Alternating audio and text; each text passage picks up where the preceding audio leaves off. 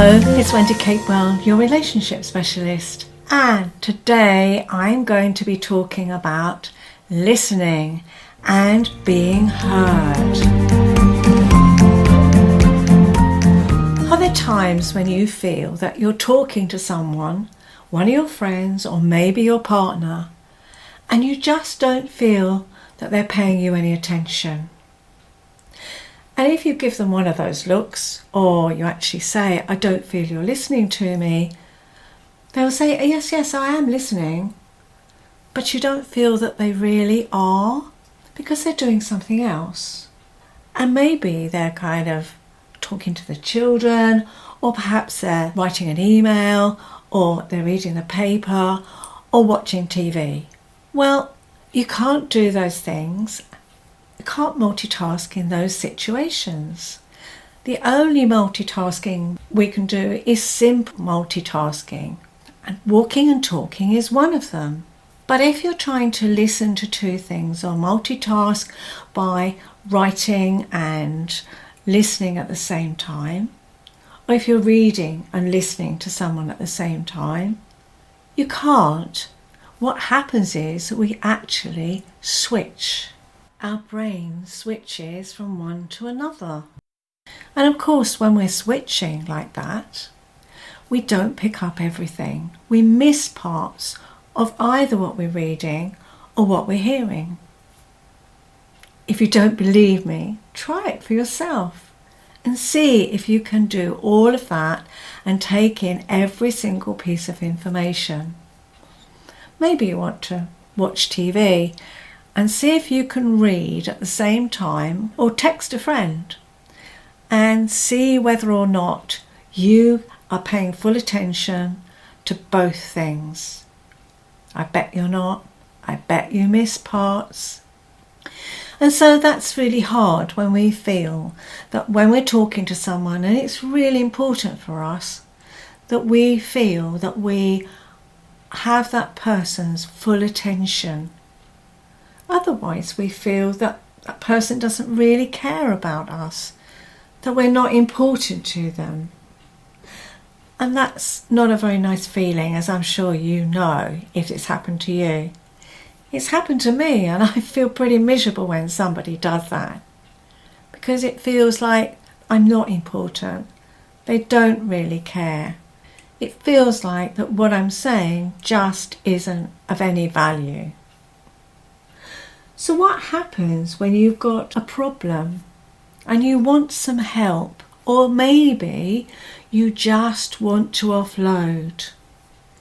If that other person just interrupts and gives you an answer and tries to solve the situation before you've explained all of it, that feels quite dismissive. Or perhaps if you hear someone saying, oh, I understand totally. I really understand what you're going through. And then tells you about their experience that they feel is the same. That feels uncomfortable too. It feels we're being dismissed. Or perhaps you've experienced that situation where someone cuts you off mid-sentence, just butts in, without allowing you to finish what you've been saying. Again, it leaves us feeling that no one's interested, that they don't really care, and they haven't listened to all of it anyway. Or maybe you've had that situation where you've been talking to someone, but you feel like they're looking around the room at other people, or that they're watching television, or that they're just not paying attention. Because when we are listening to someone, we don't just listen with our ears. We listen with our whole body. Our whole body language will give the impression as to whether or not we're being heard, or whether we're paying attention to that other person. There may be a time also when you start telling someone something, but they interrupt you by telling you about their life or what their problem is. And you feel they're just not interested and that they feel more important than you do. So what is it about feeling heard? What makes a difference? What do we really want? Well, I think what we're really looking for is someone to pay us full attention with every part of their body, to sit down and really listen. Now, I would say that if you have got something important to say, don't try talking to someone when they're actually involved in something else or distracted, because you're not going to get their full attention. Make a time, sit down, enjoy a cup of coffee or a drink or whatever it is that you enjoy, and say, look, can we have a chat? I'd like to sit down and talk to you. Make it clear that this is important for you and that you really, what you want as the outcome.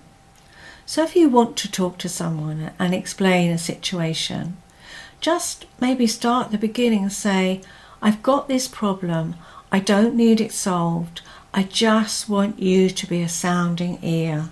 Sometimes just by talking things through, we can find our own solutions. And if you feel that they're not listening and they're not really paying you full attention, then it's perfectly okay to say so, but not in an aggressive way, not in a way that will rise to conflict. It's better to say something like, I feel like I'm not being heard. I think that maybe you're a bit distracted at the moment and I really need your attention. It's okay to do that. It's also important to say how you're feeling. So it may be, I'm feeling quite sad, I'm feeling upset, I'm feeling worried, and explain what the problem is calmly. And if you do want help, then ask for it, because people don't know what you want unless you tell them. And it may be hard for you to ask for help. I know it is for me sometimes. So let's turn the tables now and look at the person who's listening. What is it that you need to do if someone comes to you and wants to talk to you? First of all, allow the other person just to be. Just accept them, respect them, be there for them without any criticism, without telling them that they've done something wrong, without replying, well, I would have done it this way, or you should have done that instead. It's not very much help to that person on the receiving end.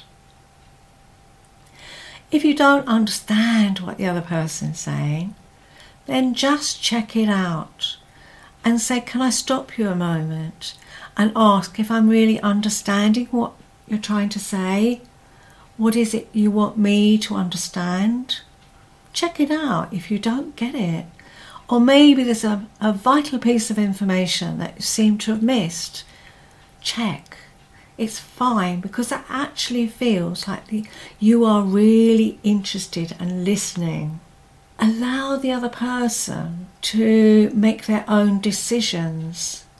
If they haven't asked you, then just check and say, what is it you need from me? Because that's really important, and it's very empowering to allow that person to feel that they can make their own decisions. And if they decide to take a different route than the one you feel that is the right one, that is their choice. So respect it. That's so important. That doesn't mean that you can't suggest or challenge their feelings. Allow them time to discover for themselves what it is they want as a solution. That shows that you really, really care about the other person. Some people need more time and space than others. You may see the answer, in your view, very readily. But we each process things at different speeds and in different ways. And we each find our own solutions, because that's the right one for each of us. I hope that's been helpful today. I hope you've enjoyed this episode. And if you have, I'd be really grateful if you'd leave a review for me. And do let me know if there's anything else I can help you with. I've got lots of exciting guests coming up. If you haven't already, then why not subscribe to my podcast, and then you be sure you don't miss any episodes. My contact details and links how to follow me in social media are in the show notes. So thank you so much for listening, and until next time, bye.